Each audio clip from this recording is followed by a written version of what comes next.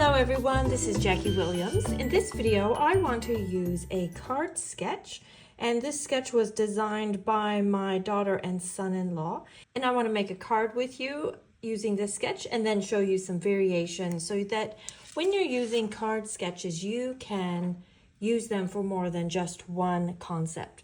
Now for this project that I'm going to demonstrate, I'm going to use the Nests of Winter Suite, which of course has a stamp set and dies, and then we have 3 rolls of twine that I've got up here in the video, and then these gems that I have also here, and then the beautiful Nests of Winter paper.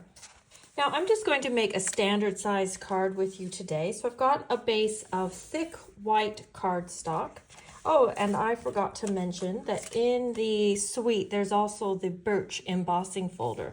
So I've cut a piece of white for the background, and I have embossed that with that folder already.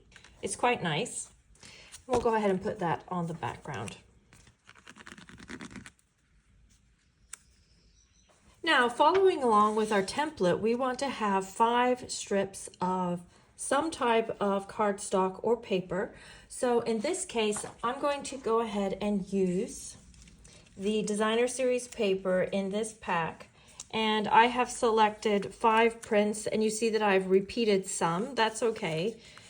I didn't want to use any of the prints that were too busy. I would call these like more solid prints. I'm just going to flag the ends. I'm going to do all of them at the same time so that they are all identical.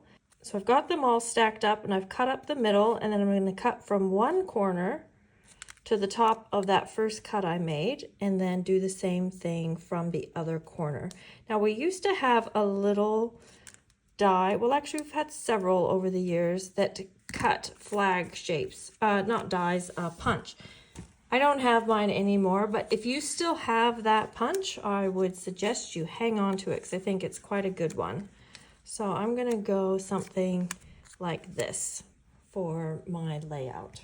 Now, when you're doing something like this, I suggest you lay them out first to kind of decide where they go before you start adhering. So you could have them spread out evenly across the front of the card, or you could group them a bit closer together and have them, more in the center of the card. I think I'm going to just spread them out a little bit more. So I tend to start with one side and then do the other side. And just kind of get that about the same distance from the edge. And then I just sort of gauge how far apart these need to be, about like that. Then we have a strip across the top that will have our words, and you can put the words on either side depending on which side you want to put your element. In this case, I think I would like to put the element on this side, so I'm going to stamp my words actually on the opposite side that the template is showing, but that's okay. You can change it up to suit. And I'm going to stamp the Thinking of You from the Winterly Treetop stamp set, and I'm going to do that in Early Espresso. And before I put that on, I'm actually going to put a little circle that my bird is eventually going to sit on. And I have cut that out of the vellum that is from the Season of Green and Gold suite. There's a pack of vellum that has, 2 of them have some greenery printed on them, and this one is, as you can see, fairly plain. It's got a little bit of a printed texture on it. Okay, and then I'm going to put those words just right over top of the circle. Now this paper pack, like many of them, have a sheet, or it would sometimes have several prints that work with the dies and with the stamped images. So I could always stamp my birds and color those in and cut those out, or you can use the pre-printed ones, and we've got dies for the red robin and dies for these more blue birds. For this sample, I've used the more blue ones, and I'll put that up on dimensionals. But before I put that on, I think I'm going to use a bit of the green linen thread, and I'm just going to tie a little bow and put that behind these birds. I think the navy might be a bit too dark, and I haven't used the Cajun craze in this project, so we'll go with this one.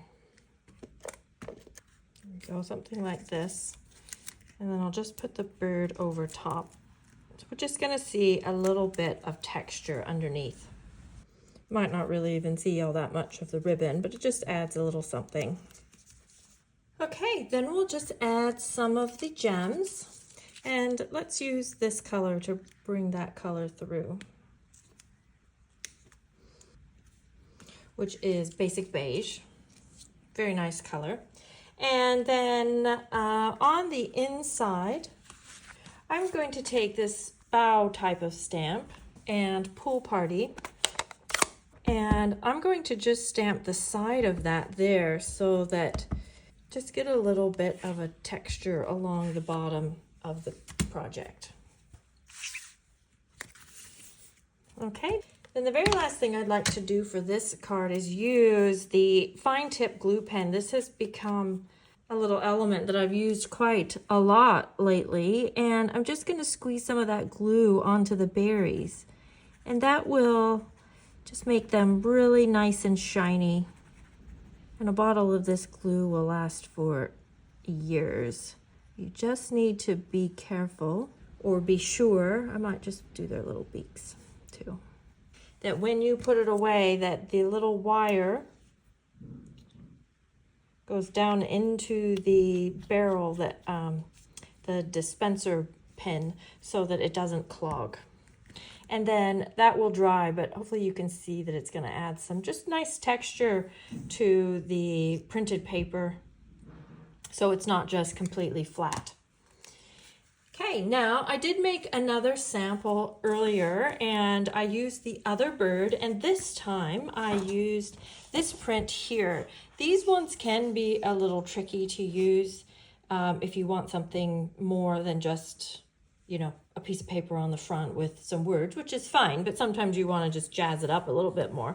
So here I've used just this one print along the bottom here, and I've kept all of the slices in order so that you see, you know, broken but complete pictures, if that makes sense.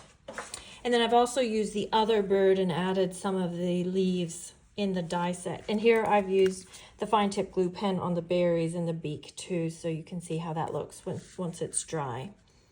So I like both of these. I think they're quite different looks, but both from the same paper pack and both using the same template.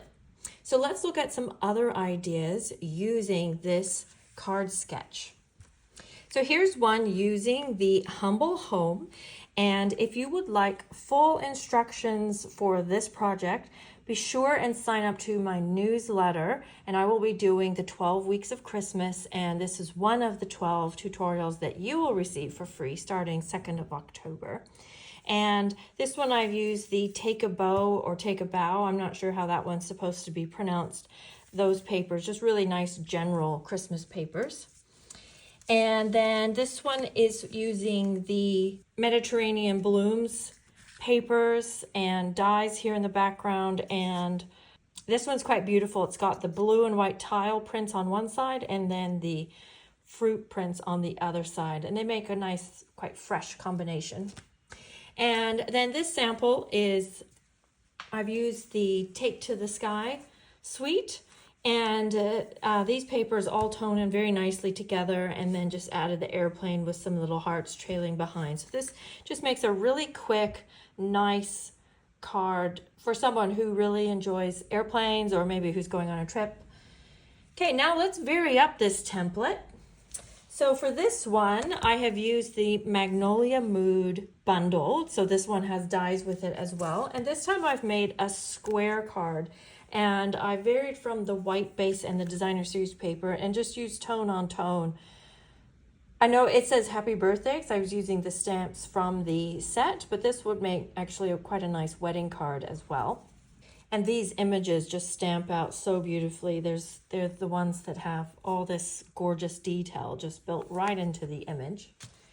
And then for this sample, I've used the sketched butterflies and the Regal Winter papers, and I've made a slimline card using that template and also rotated it 90 degrees for quite a different look.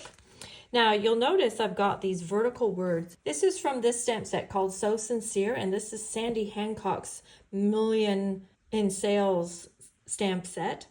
And this is a really nice one for cards and for scrapbooking layouts. I've used this one quite a few times in my scrapbooking layouts. But I really liked that it does have this vertical word. That just opens up lots of possibilities in your designing. So that's a good one to have in your stash. I hope you enjoyed creating with this template with me today. If you would like a copy of this card template, please look in the video description. I have a link there for you where you can download your own copy. If you know someone who would also be inspired by this video, please feel free to share with them. Leave me a comment and of course subscribe. This is Jackie Williams and I'll see you next video. Bye-bye.